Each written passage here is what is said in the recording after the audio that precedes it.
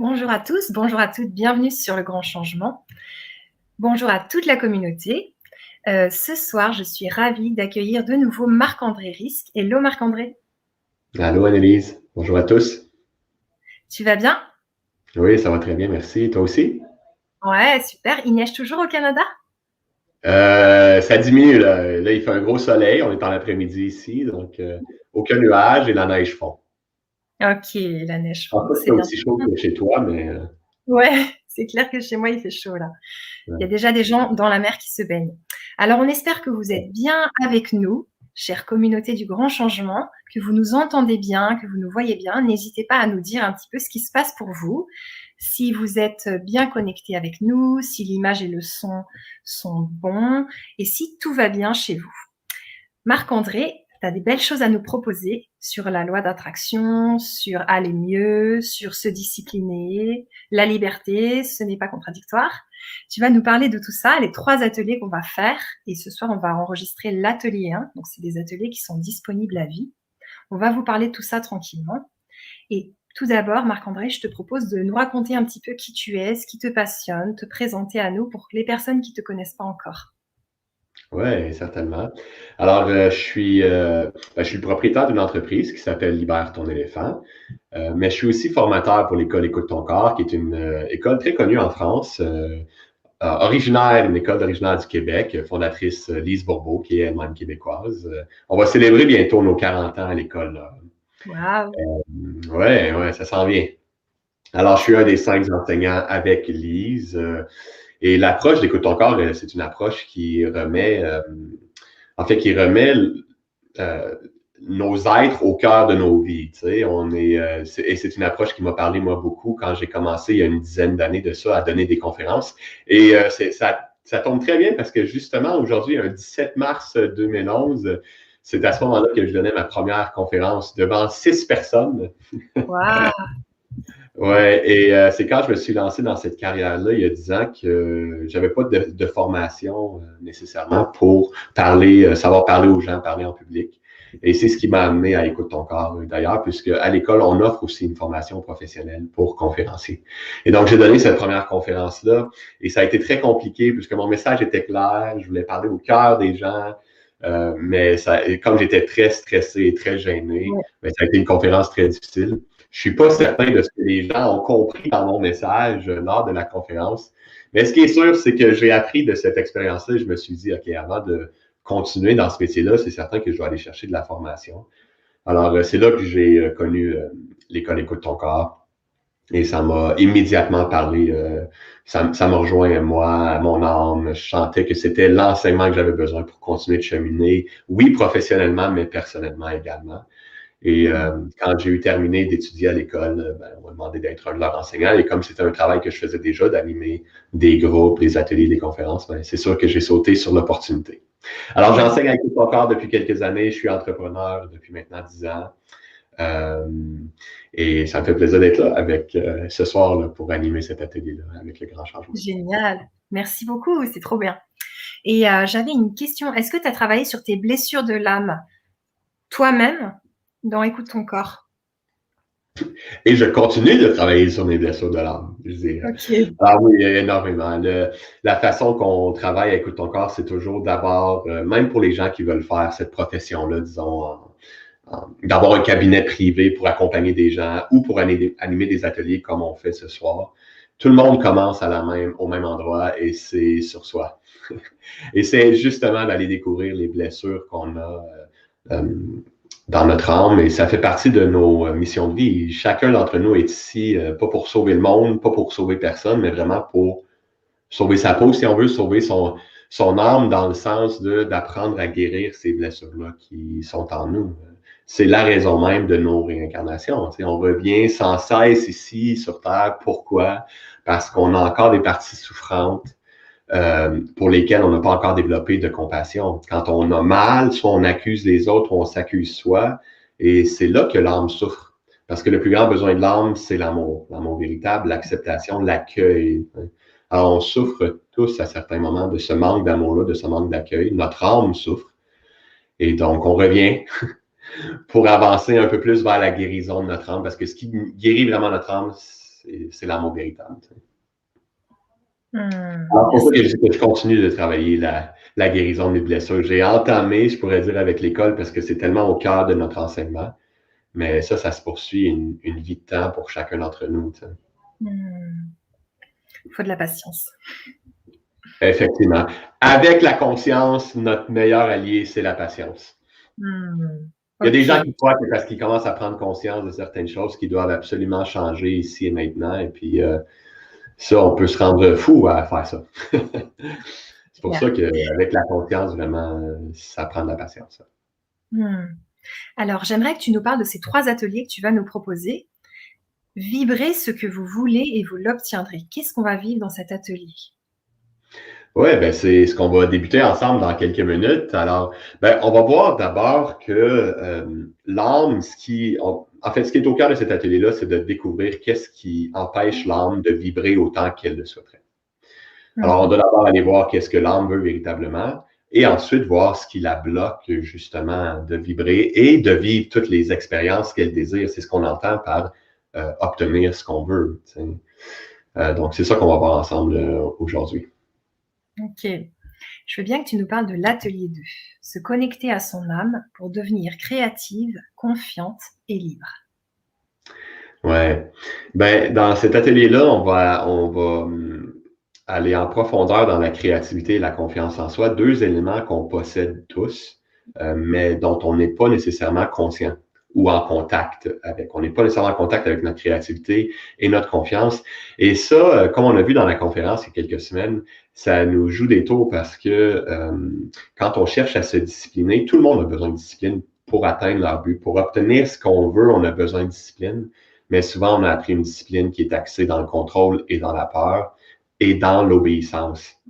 Alors, dans cet atelier-là, on va voir comment l'âme doit réapprendre à obéir à qui elle est et non pas aux multiples voies de son ego.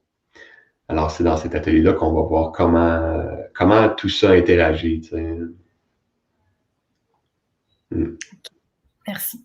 Et l'atelier 3, se libérer de la peur de la maladie. Qu'est-ce qu'on va faire dans cet atelier? Qu'est-ce qu'on va apprendre? Le corps physique ne tombe pas malade de lui-même, n'a pas cette capacité-là. On tombe malade parce que nos corps mental et émotionnel, donc notre âme est malade.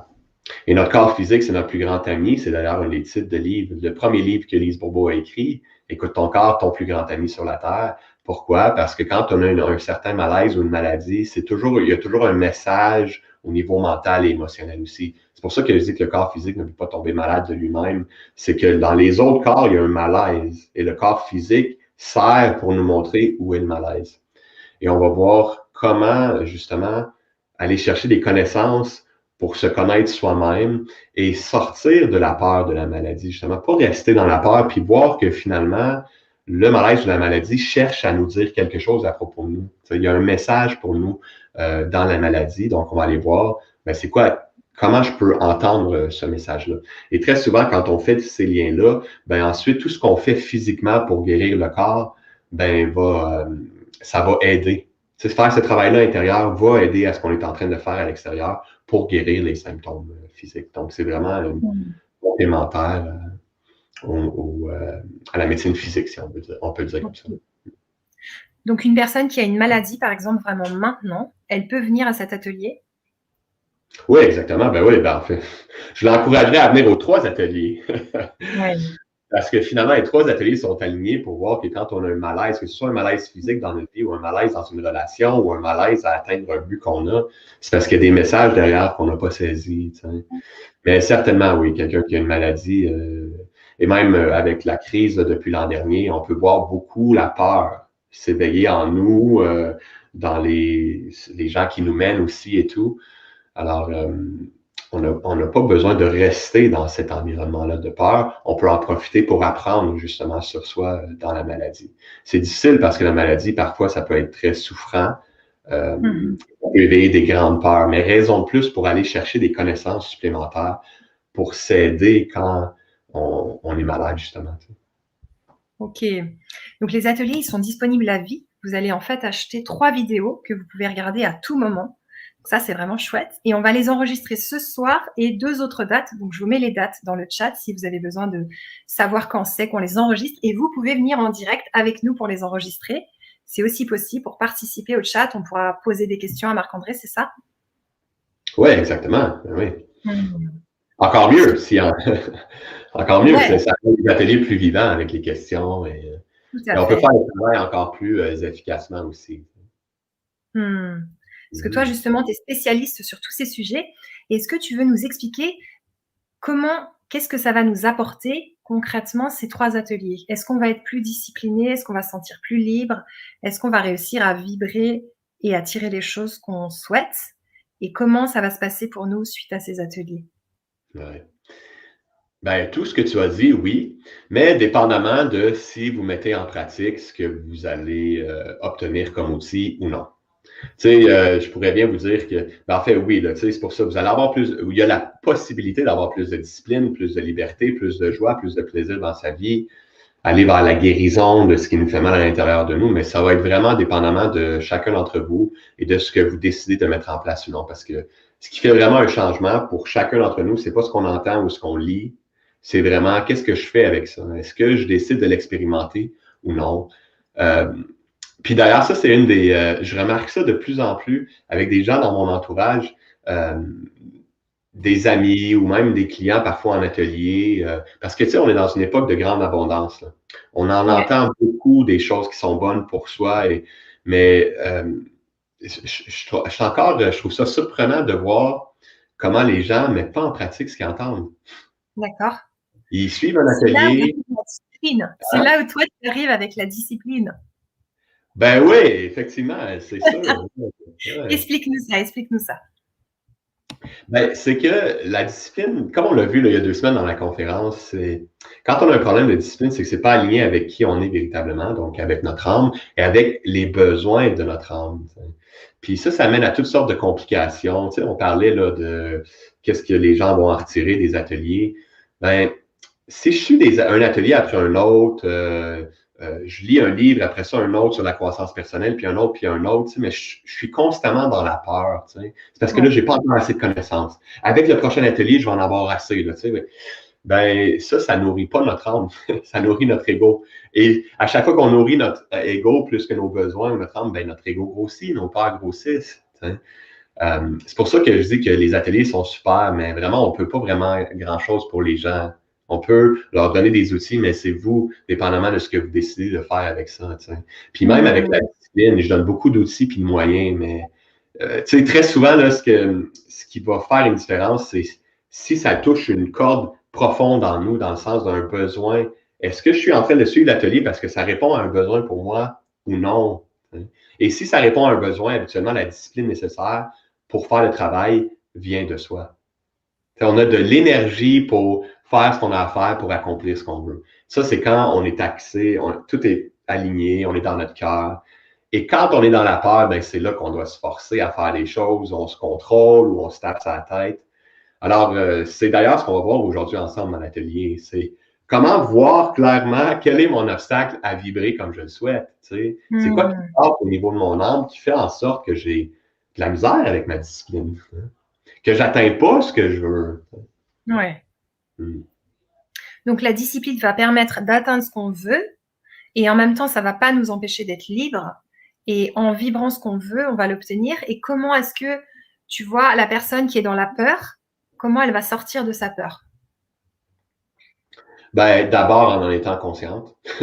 OK. Et je te dirais que ça, c'est la grosse différence. C'est ce qu'on va voir justement aujourd'hui. Mais les gens ne sont pas conscients de leur peur. Hein. On n'est pas conscient. On dit dans une journée typique, on est conscient à peine à 10% de tout ce qui se passe à l'intérieur de nous ou à Ouais. l'extérieur, avec tout ce qui se passe. Donc, on n'est pas conscient très souvent des peurs qui nous animent. Alors, on vise à faire quelque chose, justement, on veut vibrer pour obtenir ce qu'on souhaite, mais on n'est même pas conscient de ce qui vibre déjà à l'intérieur de nous, qui nous empêche d'atteindre ce qu'on veut. Tu sais. Fait que d'abord, d'identifier les peurs qui m'animent, pour ensuite, ben, la dernière étape, ça ne change pas pour personne, on doit faire face à nos peurs éventuellement. OK. Mais pour y faire face, on doit d'abord savoir à quoi on fait face, donc découvrir nos peurs. C'est clair. Ben, on va aller faire face à nos peurs avec toi, Marc-André. en atelier. Pour ces 3 ateliers que vous pouvez donc vous procurer à tout moment. Nous, on y va pour l'enregistrement, c'est maintenant. Alors, je vais faire les petits clics.